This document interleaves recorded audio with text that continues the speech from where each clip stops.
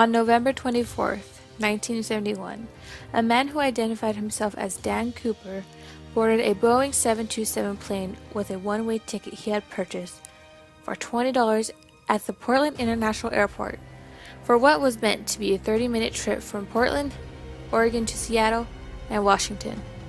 The plane took off at approximately 2:50 p.m.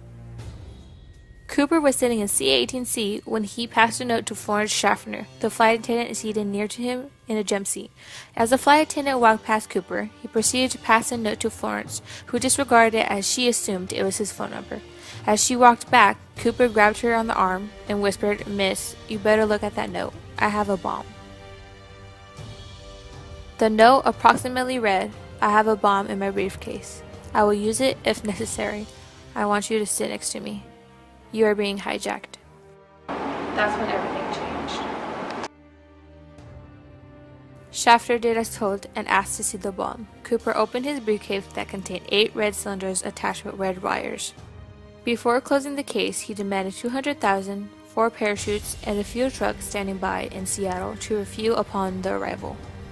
Schaffner then informed the cockpit of the situation. Pilot Scott then contacts Seattle-Tacoma Airport Air Traffic Control.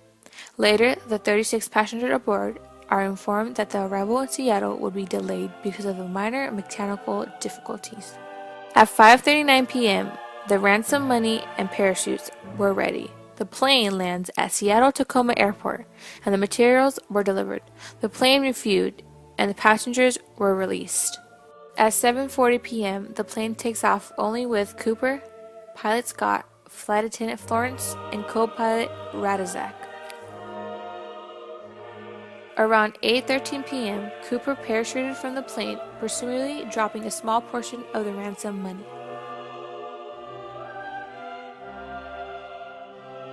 The plane lands at 10:15 p.m., but with Cooper nowhere to be found, the only thing left behind was a JCPenney's clip on a tie. At that moment, we realized that crime would go unsolved. 9 years later, an 8-year-old boy named Brian Ingram found $5,000 of deteriorated $20 bills while on vacation with his family. Later, FBI investigators confirmed it was part of the ransom money that was given to D.B. Cooper, since the serial numbers were identical. It was the first successful hijacking in the U.S. on a plane.